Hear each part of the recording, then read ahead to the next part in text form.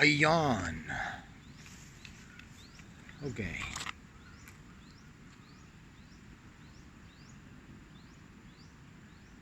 Next video, ito po ay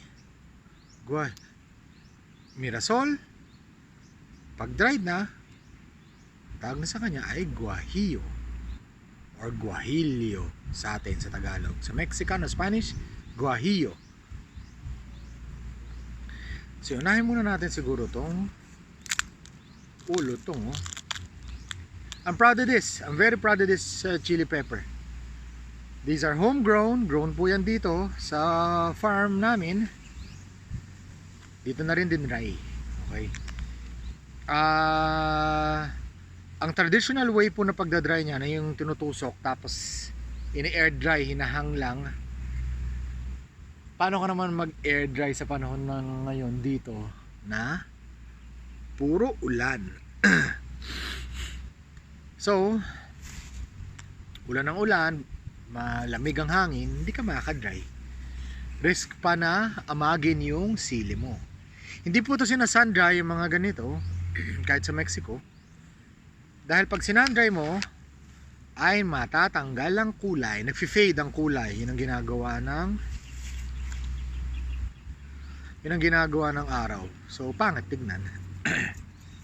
Hindi ko lang alam kung anong epekto sa flavors. So yun, let's start with this.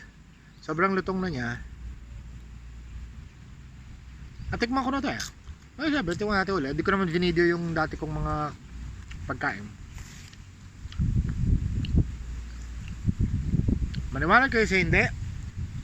Hindi ko alam dahil ba fresh at kinagat ako ng langgam.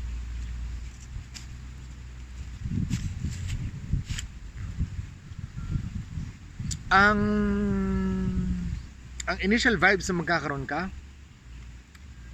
ay raisins, pasas vibes ang binibigay niya. Binubuksan ko po. Yan. Ang ano bang itsura niya? Wala, na dry lang din na sili sa loob. Yun lang. Nothing special, nothing fancy.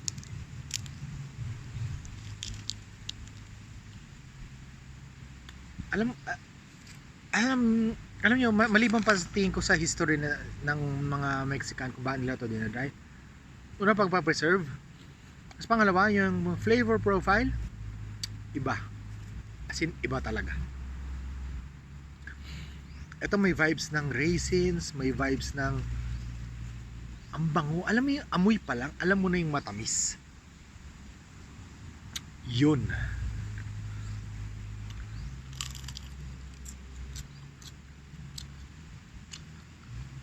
Actually, hindi talaga siya masarap kinakain ng ganito. Dahil sa texture, dahil yung balat. Kaya,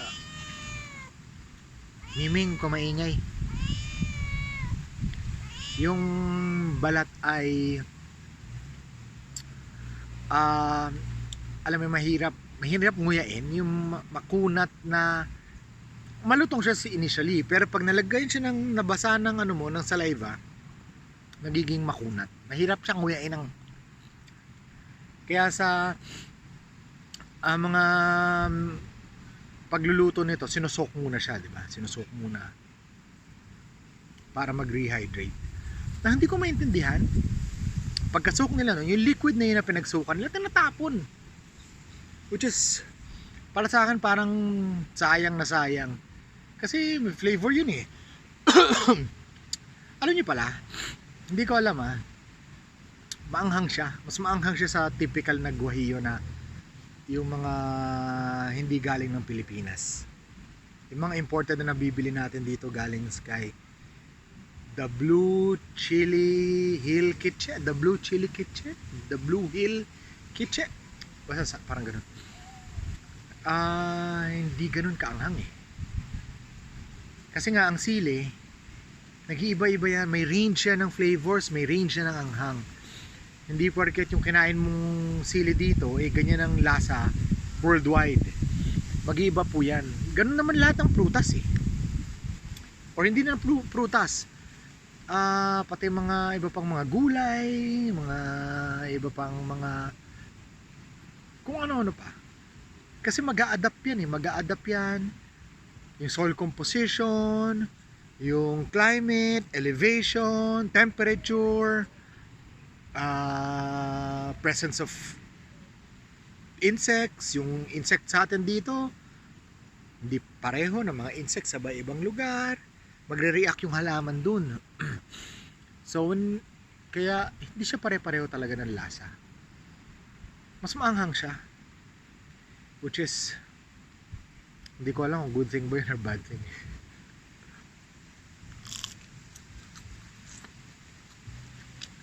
Initially, pagkakaya mo ganyan, parang kumakain ng tuyong. Hindi maganda yung feeling. Para pag medyo na nababasa na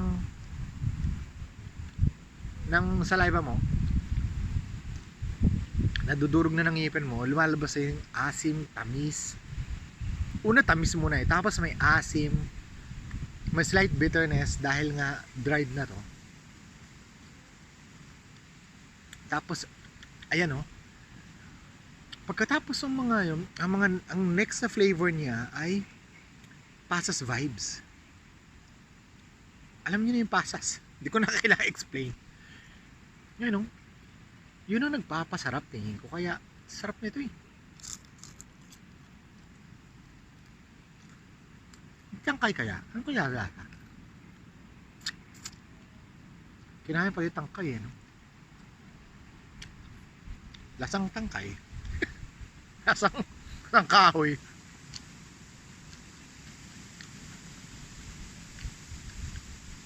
It is weird. Kasi ang hanghang eh. Syempre ang gusto ko lang sanang kuhanin sa kanya. Well, between do sa mga sa mga tacos ng Mexico na karaniwang ingredient ay yan tatlo na yan, yung jalapeno, which is chipotle, ancho, at saka ito, itong guajillo.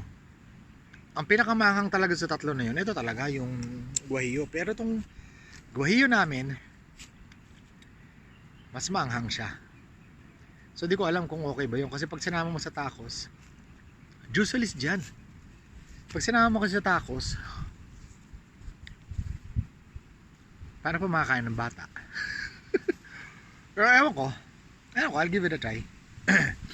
So dito na tayo sa, again, pag fresh, tawag sa kanya ay mirasol, hilaw. Pag dried, guajillo. Buksan po natin.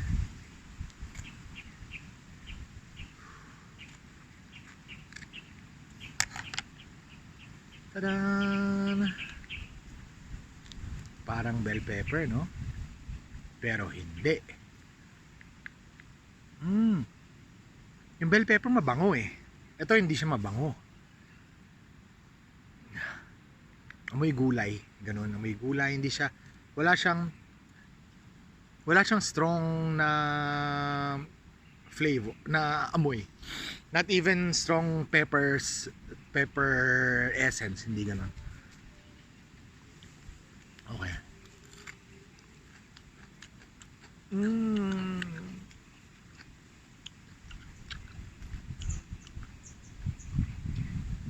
Sarap pare.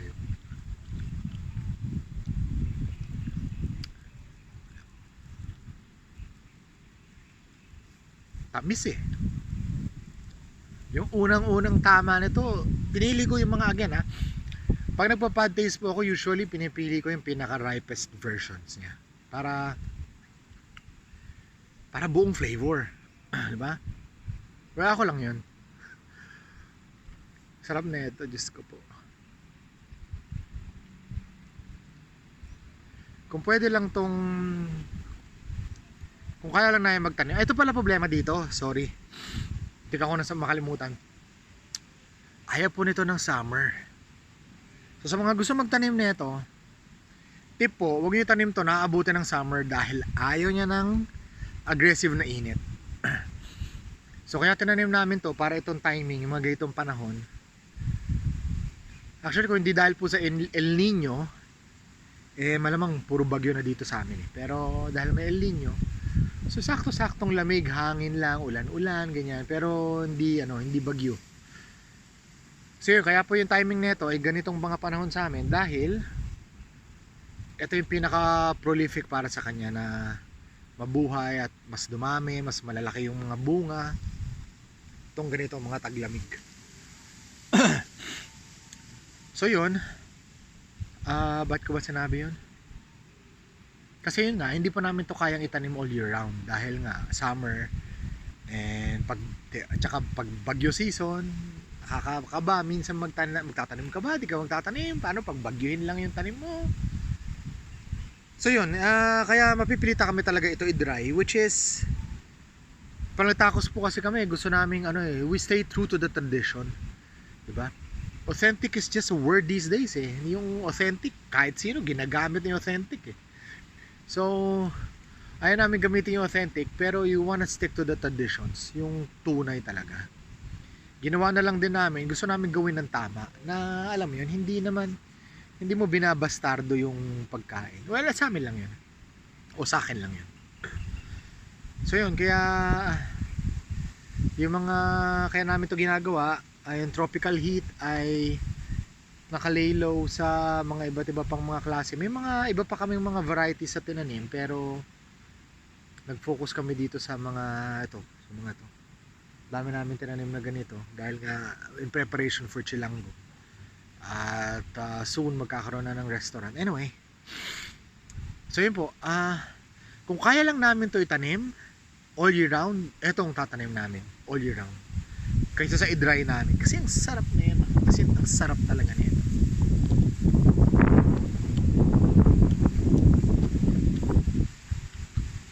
Bata maanghang cancel.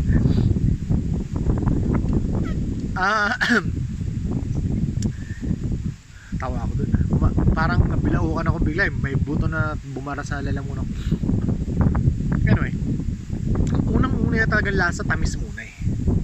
Pag dinadry mo, medyo nababawasan yung tamis, tingin ko eh. O ewan ko hindi, pero sa pag itong una tamis muna, tapos may dating na asim, tapos yung crunchiness ng crunchy to eh. Actually di nga maganda experience eh, yung balat nito kasi makapal eh. Pag kinakain mo yun ng ganito, hindi siya masyadong magandang experience yung pagdating sa balat lang. Pero yung overall na lasa, sarap, ang sarap talaga.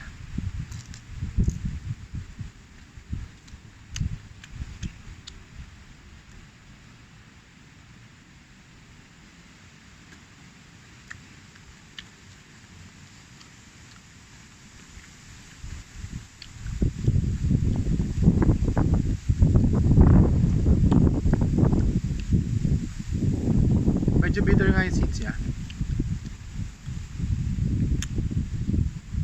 Maanghang nga siya, mas maanghang siya sa typical na natitikman kong mga guahiyo. Dito sa Pilipinas, kasi ewan ko kung anong epekto nung mga binabiyahe mo pa dito eh, yung tagal niya sa naka-plastic as far as I can remember, yung mga di ko alam eh, kasi hindi naman ako namapak ng mga guahiyo halimbawa sa New York. Hindi naman ako namapak ng guahiyo katulad ng pagpapapak ko dito eh, so hindi ko ma-compare, di ba?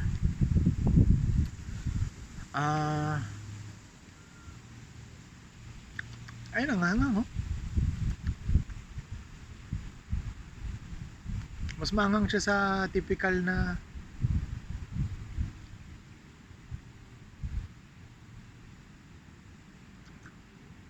alam mo yung boom mouth burn yan. Minsan pa napapatahimik ako kasi nakikiramdam ako eh. Ganun lang yan. So anyway, pero ang sarap na sili. Kung papapiliin ako personally, kung between fresh or dried, kung kaya na magtanim ng all year round, doon ako sa fresh. So yun lang. Thank you po.